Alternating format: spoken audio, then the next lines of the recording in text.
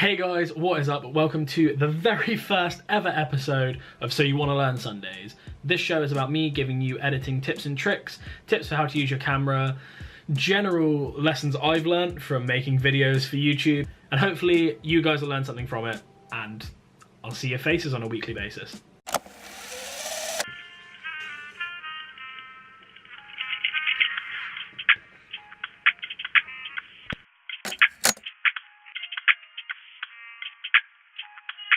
So as you can probably tell from the title, today's episode is all about speed ramping. For those of you that don't know what speed ramping is the effect where footage either goes from fast to slow or slow to fast, or normal to slow or normal to fast. Basically, it's a ramp in the speed. It's pretty self-explanatory, it's right there in the title.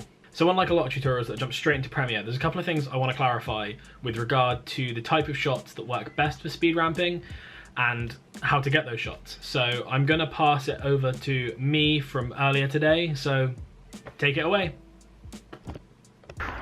Speed ramping is like anything else. If your foundations aren't good, so in this case your shots, it's not gonna look good. So in order to avoid that, you wanna use any in-camera stabilization that you might have. If you've got a gimbal, grab your gimbal. If you've got a monopod, grab your monopod. Anything that's gonna help you get those nice, smooth, steady pans. And one of the tips that I can give, that I use all the time, is use the ninja walk. Now you might be thinking, what's the ninja walk? I'll show you. So that was probably a really terrible example, but basically you want to walk heel toe, rather than just stomping or having really heavy footsteps, because that's going to put loads and loads of camera shake into your footage, and it's just going to look bad. The last piece of advice I can give on taking shots is don't panic.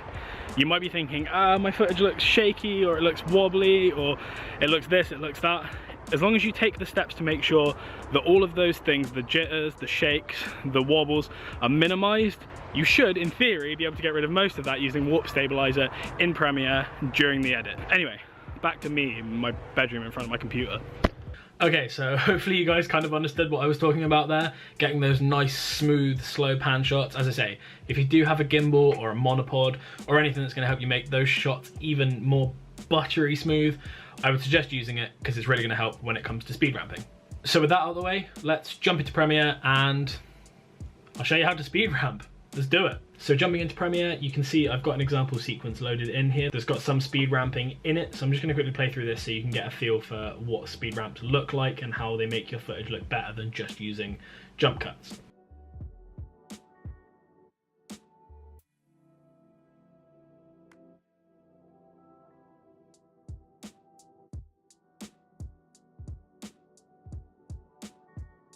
Cool, so as I say, you can kind of pick out where the speed ramps are at the beginning and the end of the footage and just how it makes it that little bit smoother than just cutting between two clips. So you're probably wondering, well, how do you speed ramp? Luckily for us, Premiere makes it super easy using the time remapping tools to get the speed ramps at the beginning and the end of the footage. It's really visual and it's just awesome. So I'm gonna jump back in and we'll show you how to do that now. So when you open Premiere and drop your clips onto the timeline, this is what you're gonna be faced with. Just 3 nondescript clips with fairly harsh cuts between them and a load of me shaking the camera around here trying to get the shot I wanted to get. So we want to speed ramp these really to get the best effect that we can. Now the easiest way to do that is using Premiere's built-in time remapping tools. So if we just drag this down so we can actually see the clips we're working with, we'll start from the beginning and work our way to the end. So you want to scale down as far as you can so you can see the absolute max. And right clicking on this little effects box will give you the option to select time remapping and speed. That changes this line from controlling the opacity to the speed of the clip in percentage, as you can see. Now you can change the speed of the whole clip, so say I wanted to make the whole clip 200% faster or 205% faster, I could do that and then the whole clip would be faster, but we don't want that, that's not what we're aiming for today. So if I undo that, we'll be back at 100%. So using the pen tool, which is just here, but if you want to get to it quicker, it's P on the keyboard.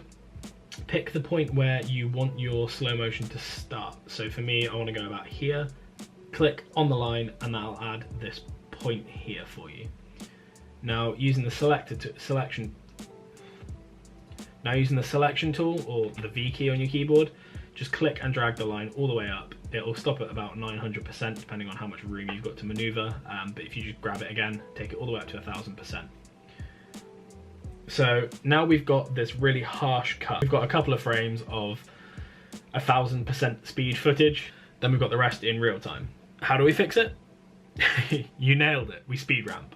So the idea is, if you grab this icon here and drag it out, you get this, well, ramp, I guess, for want of a better phrase, with these handles that you can control. So what you want to do is click and drag the handle until it's a nice smooth curve, which will give you the smoothest possible transition between the sped up footage and the normal speed. So if I play that through now, you're probably not going to be able to notice it much different, but you'll notice it when we go to slow-mo. So the idea now is everything to the right of this icon here is at normal speed, and everything to the left of this icon here is 1000% speed, and then everything in the middle is a transitional period between the two. Obviously we want this section here to be slow motion, so in order to achieve that, it's as simple as it was to make this fast. You grab the line and you drag it down to half speed, which in my case is 50%, because this is 50 frames a second and I'm working in 25 frames a second. So you can see that if we play it through now, we get fast footage that slows down to half speed. Now obviously this clip's way too long, we don't want to leave it at half speed the whole way through, so we want to scrub through and pick a point at which we want it to ramp back up to 1000%. So in my case, if I look through, I want to go probably about there. So if I pick the pen tool and add a point, it's as simple as it was before. We drag it up to 1000%. You probably want to zoom in here and drag our points out and turn our handle to make a nice S curve. Then we get that nice ramp out. You only need it to last a couple of frames. If you make it last any more, I'll see if I can give you an example, it just looks a little bit weird. You get kind of strange non-natural movement, so really you do just want to keep it at that few frames. So speed ramping into the next clip is just as easy as speed ramping out of the last one. You come along and make sure you've got your time remapping speed selected. So you can see at the moment, if I play this through, we go fast and then just go back to normal speed. So you want to do the exact same thing as before. So scrub through until you find the point at which you want to go into slow motion. So for me, it's probably around here. Grab your pen tool and just add a point on the line and just drag all the way up to all the way up to 1000%. Grab the handles and drag them out. Probably want to bring them back a touch in this case as well, and round it to make it a nice S curve.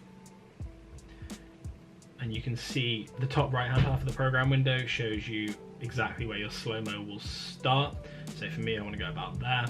So I've left myself a few frames on either side. If I put these together and play them through now, hopefully you should be able to see we get that nice smooth transition between the two. Obviously I haven't made this half slow-mo, so if I drag this down to 50%, we should get a nice speed ramp between the two clips, then down to slow-mo.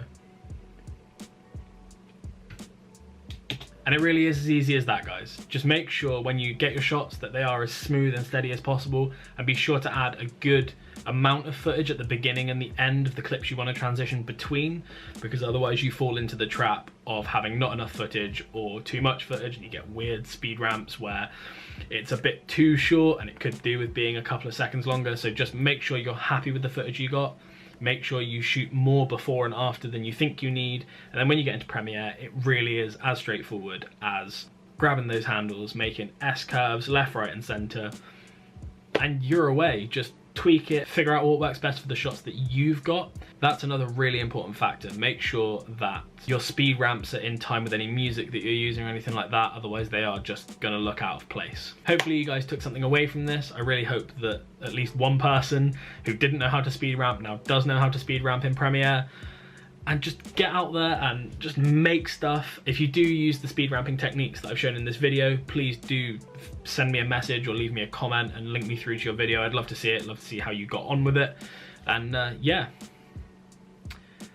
that's episode 1, I guess. I will be uploading a normal vlog on Tuesday and another vlog on Friday, and then we'll be back for episode 2. So if you're only here for the tutorial videos, I'll catch you in a week. the rest of you, I'll see you on Tuesday. Peace.